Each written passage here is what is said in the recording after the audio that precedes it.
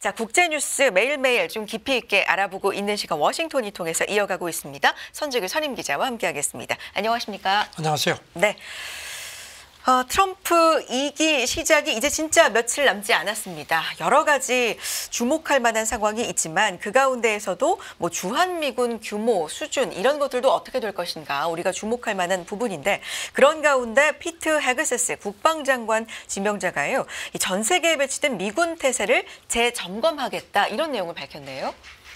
이제 상원 인준청문회가 시작이 됩니다. 네.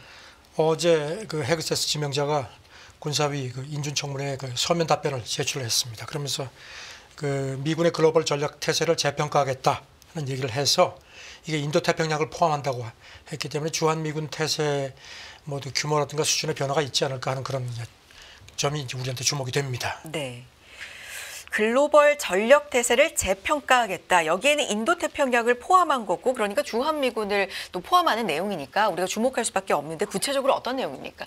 이렇게 답변을 했습니다. 네. 중국의 신속한 군사력 강화에 대한 억제력을 다시 수립해야 하는 시급함을 고려하고 있다. 그래서 인도태평양에서 미군 전력 태세를 강화하고 작전 역량을 확대하기 위한 노력에 속도를 내야 한다고 했습니다. 그래서 트럼프 행정부의 새 국방 전략에 따라서 그런 프로그램을 우선시하겠다고 했습니다.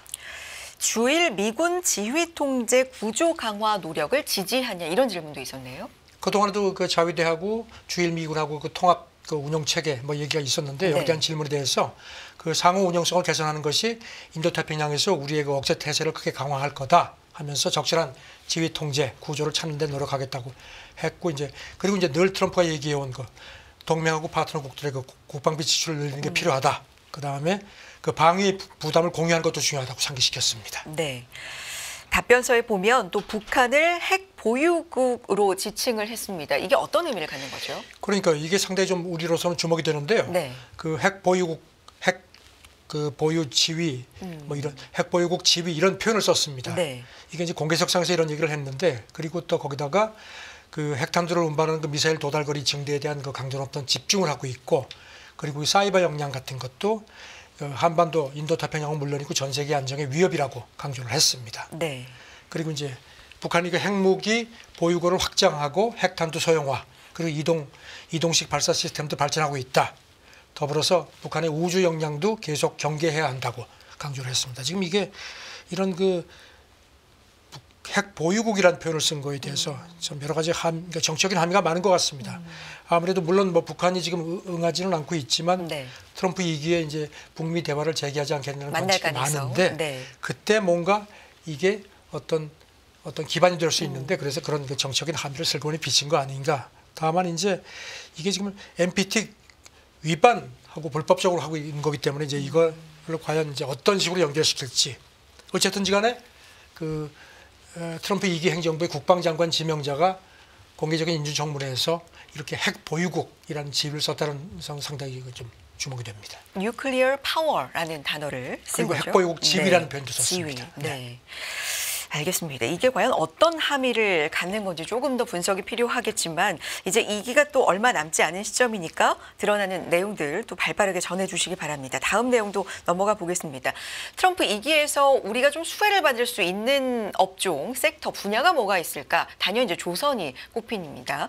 당선 직후에도 우리와의 조선 협력 필요성 직후에도 이야기를 콕 집어서 했고 네. 지속적으로 얘기를 했는데 그렇다면 미국 해군이 원하는 규모의 함정 확보하려면 돈이 예산이 들어갈 텐데 여기에 대한 구체적인 내용들도 나오고 있나 봅니다. 그래서 미국 의회 예산국 CBO가 그 전망 보고서를 냈습니다. 미 해군 2025 건조 교육이라는 걸 냈는데 이거를 연합뉴스 워싱턴 지국이 인용을 했습니다. 네.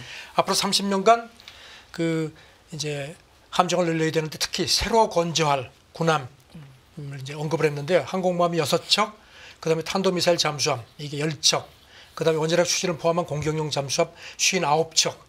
그러니까 이제 이거를 만드는 데 들어가는 모든 비용이 1조 750억 달러, 우리 돈으로 1,600조 원 정도. 네. 특히 잠수함이 한 절반가량을 차지할 걸로 그렇게 CBO가 밝혔습니다. 새 군함을 만들면 이제 노후된 함정은 없애는 건가요? 그렇죠. 퇴역시키고 하니까 이제 당분간은 조금 미국의 그 함정이 좀 줄어들 것 같다가 2030년부터는 다시 이제 늘어날 거라고 이제 이렇게 CBO가 내다봤고요. 네. 그리고 이제 이 계획을 실행하기 위해서 이제 2025 회계년도 이제 미국은 오는 10월부터 시작이 되죠. 그래서 2054 회계년도까지 연평균 한 360억 달러 정도가 소요될 거다. 이게 이제 해군이 자체 추산한 것보다 한 20%가 많습니다. 네. 그 여러 가지 뭐 건조 기간이라든가 이런 것들이 있는데 이제 특히 아시다시피 지금 미국은 조선업이 상당히 이제 좀 이렇게 많이 경쟁력이 좀 쇠퇴해 떨어진다. 있죠. 네. 그래서 이제 이 보고서가 지금 이렇게 하려면은 미국 내 조선소에서 건조되는 그 톤수가 지금보다 평균 50% 늘어나야 된다. 그래서 미국의 방산 기반을 강화하는 게 중요하다. 그러니까 말씀하신 대로 우리한테 그 조선업종에서는 상당한 어떤 호재가 아닐까 싶습니다. 알겠습니다. 다음 내용 넘어가 보겠습니다. 트럼프 2기에서 이 경제적으로 가장 걱정이 되는 부분이 있다면 아무래도 인플레이션을 좀 다시 재자극하는 거 아니냐 이런 부분일 텐데 한 달에 2%에서 5% 이 단계적 관세 인상을 검토한다. 이건 인플레이션 때문이다라는 얘기가 나오는데 어디서 나온 얘기입니까? 트럼프가 뭐 보편 관세 그거 뭐 하겠느냐 하는 이제 자꾸 네. 회의적인 시각이 나오니까 한다 이렇게 또 얼마 전에 이제 강조를 했죠. 네. 이거 관련해서 지금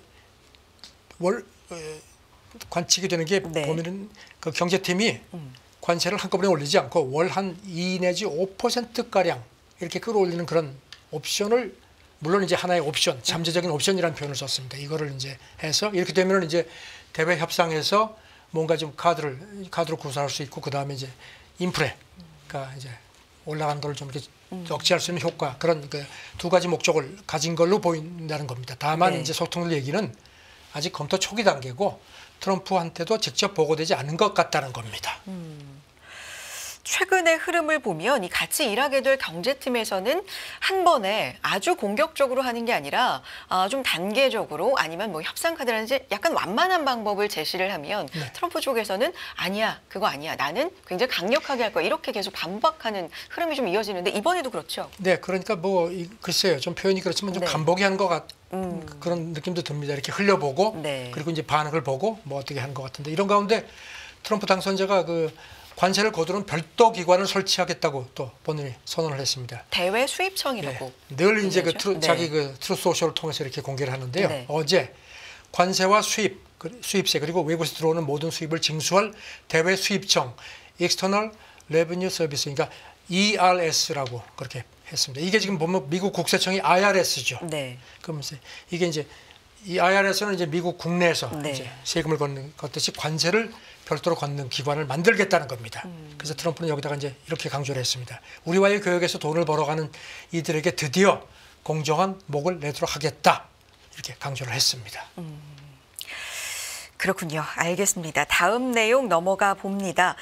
지난해 3월에 발효됐습니다. 디지털 시장법에 따라서 이 유럽연합 모든 사건, 디지털 시장법에 따른 이제 조사를 하고 있는 사건들이 좀 많은데 EU 집행위가 트럼프 2기 출범 앞두고 이 조사를 전면 재검토하고 있다는 보도가 나왔는데 여기에 대해서 또 반박하는 흐름, 뭐 아니다, 부인하는 흐름이 지금 나오고 있는데 어떻게 되는 스토리입니까? 어제 파이낸셜 타임스가 여러 소식통을 이용해서 지금 아시다시피 이제 그 법에 의해서 애플, 메타 이런 데 대해서 이제 조사를 해왔거든요. 네. 작년부터.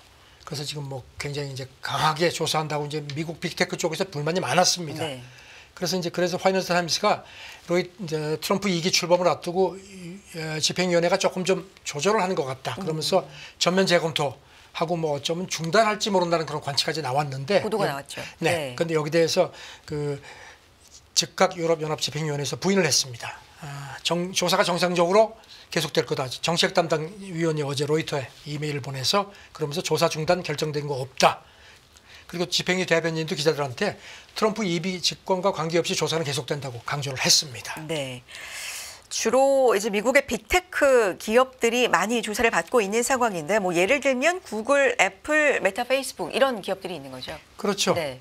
그리고 또 디지털 그 서비스법도 여기다가 또 그것까지 넣어가지고 조사를 강화하자는 얘기가 많이 나오거든요. 네. 그러니까 미국 빅테크 업계가 이제 트럼프한테도 이거 EU 규제가 너무 과도하다 개입해달라고 요청을 했고요. 특히 요새 저커버그가 아주 총대를 매는데요.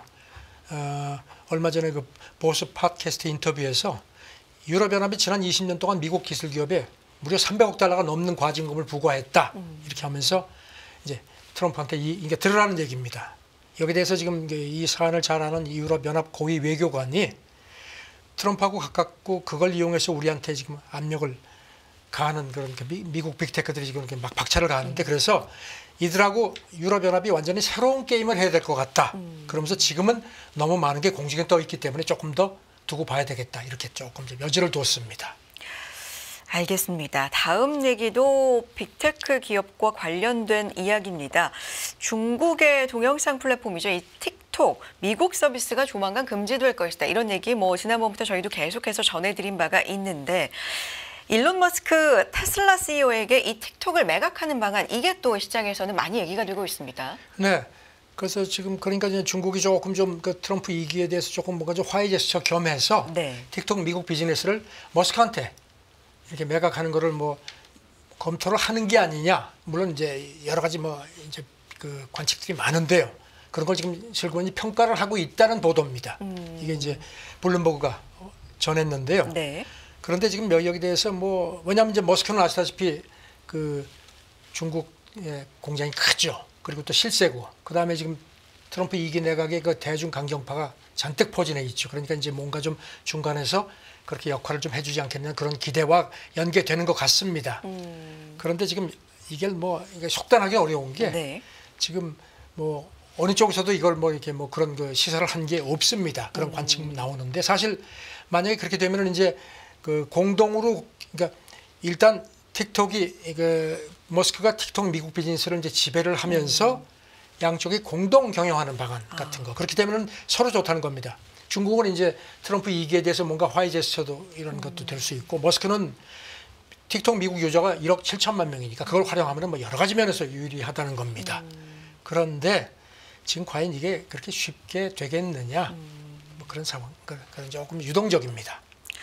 이 관계를 좀 보면 물론 공식적이라기보다는 여러 관계를 통해 좀 유추하는 내용이긴 한데 트럼프 2기 행정부의 대중 강경파가 굉장히 많이 포진이 되어 있다는 건 다들 알고 있는 상황이고요.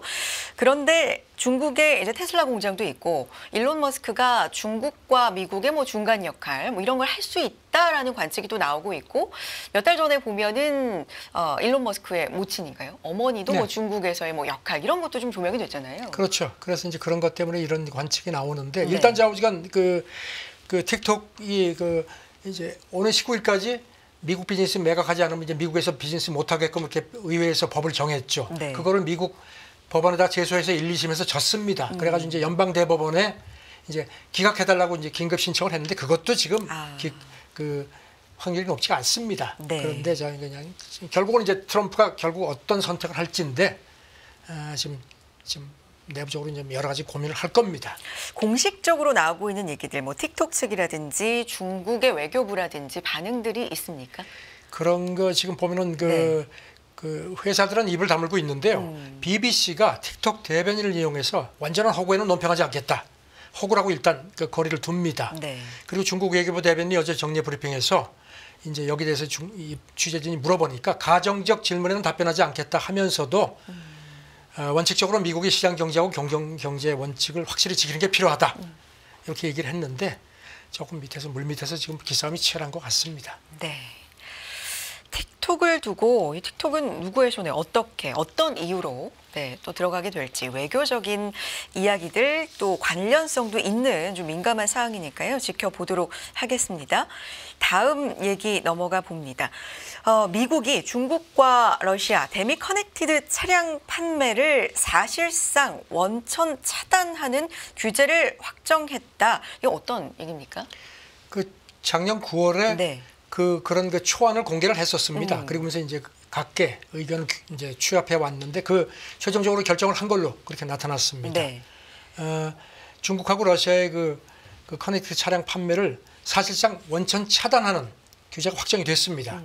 그러니까 미국 상무부가 발표를 했는데 자동차 자율주행이라든가 통신 기능에 중국이나 러시아산 소프트웨어나 부품이 사용된 제품은 단계적으로 금지하는 걸로 그렇게 최종 내용을 어제 공개를 했습니다.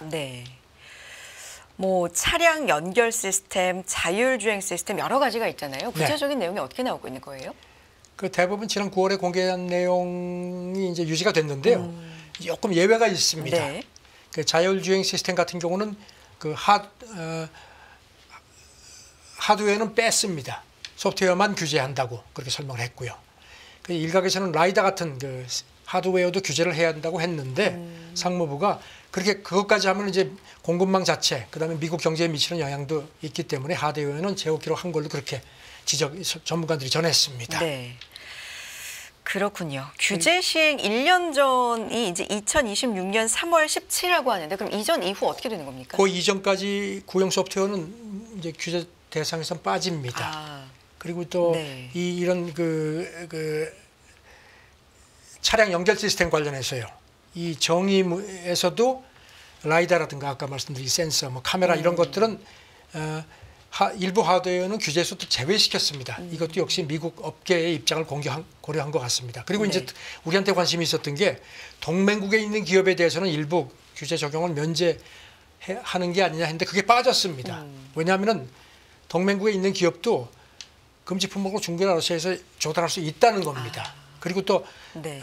중국이나 러시아하고 관련된 기업이 커넥트 차량을 미국에서 생산해도 팔지 마라. 그러니까 중국, 러시아를 원천 봉쇄한다는 입장이 확고한 것 같습니다.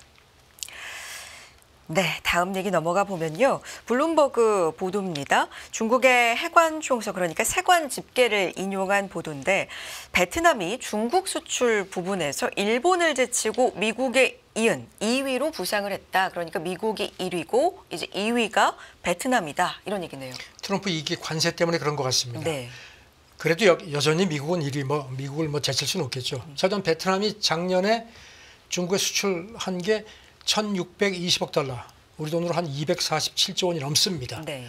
한 해 전보다 한 18%가량 증가했는데 반면에 그 일본은 그 전해 2위였는데 일본에 대한 그 중국 수출이 1,520억 달러, 베트남보다 적었습니다. 아무래도 뭐 그래서 이제 지금 그 중국의 지난해 수출 같은 게 뭐 엄청나게 늘었습니다. 그래서 무역 적자 흑자도 많이 늘었네요. 전년 대비 21% 증가해서 우리 돈으로 1,412조 원 정도 아주 전혀 없는 증가를 보였습니다. 네.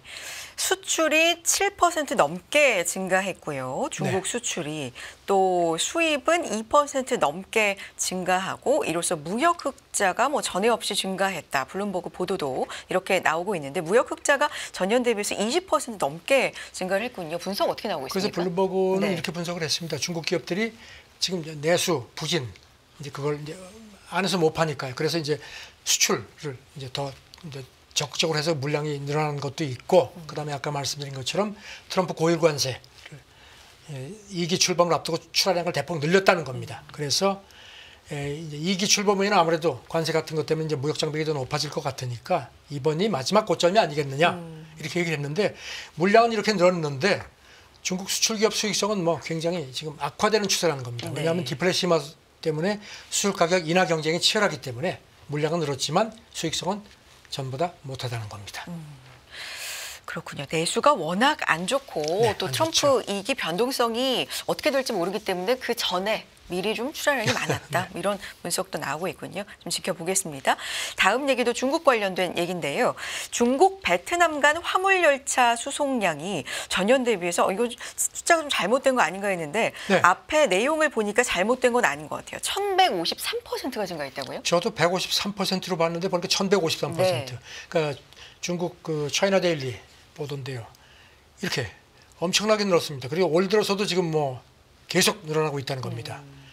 그리고 이제 수송 품목도 화물 열차로 가는 게 운행 초기에는 기본 건자재라든가 경공업 제품이었는데 이제는 뭐 고급 전자제품, 정밀기 같은 것도 해서 엄청나게 확대됐다는 겁니다.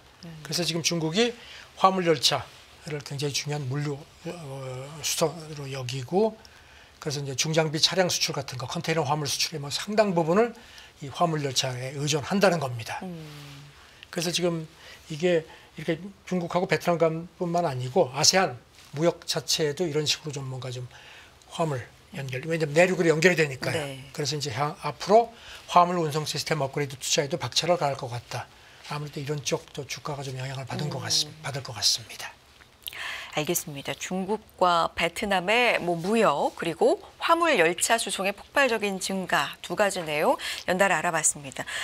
다음 내용 LA 산불 얘기 좀 해보도록 하죠. 계속해서 일주일 넘게 지금 이어지고 있는 상황에 또 강풍 얘기가 있어서 굉장히 우려가 많은데요. 그러니까요. 이게 참 쉽지가 않은 것 같습니다. 네. 미국 국립기상청이 그저께 강풍 경보를 또 발령을 했습니다.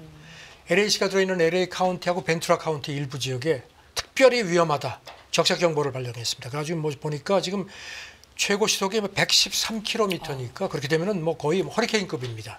그리고 방향도 예측이 어렵다는 겁니다. 더군다나 이 해당 지역의 습도가 10% 20%밖에 안 돼가지고 바람까지 부니까 뭐 훨씬 더 폭발적으로 일어날 수 있다는 얘기인데 이런 가운데 보니까요 그 퍼시픽 팰리세이드 이게 이제 발화 지점인데 네. 여기서 얼마 전에 그 불 토네이도 이게 뭐예요? 이게 불이 토네이도처럼 이렇게 올라가는 거예요. 아. 이게 왜냐하면 이제 대형 산불이 나면 이제 그 뜨거운 상승기이기 때문에 네. 이렇게 발생하는데 이게 생겼다는 겁니다. 이게 이제 가장 특히 위험한 거는요. 화재 진압하는 소방관들이 이렇게 되면 막 그냥 속수무책을 당할 수 있다는 겁니다. 네. 저는 뭐 상황이 다른 지역에 일부 조금 진화가 많이 됐지만 이렇게 또 새롭게 또 불씨가 또 퍼지는 것 같습니다. 네. 자, 지금까지 보면 서울시 우리가 이제 비교를 하기 위해서 이렇게 서울시 네, 기준으로 네. 하는데 서울시 4분의 1이 넘는 면적이 이미 탔고 뭐 사망자도 20명이 좀 넘어가고 있고요. 실종자도 계속 나오고 있는 상황이고 경제적인 손실도 이 추산이지만 어쨌든 계속 늘고 있어요. 네. 뭐 대피 인원이 조금 줄기는 했는데 네. 여전히 대피 준비 지침은 한 9만 명 넘는 그 시민들한테 내려져 있고요. 미국 재난관리청이 보면은 화재 잔해물을 이렇게 정리하는 데만도 6개월 이상이 소요될 것 같다. 그렇게 했고 바이든 대통령도 브리핑 받고 나서 LA가 원래대로 돌아가려면은 최소 몇백억 달러가 소요될 거다. 그러니까 의회가 비상 조치를 취해달라고 요청을 했습니다.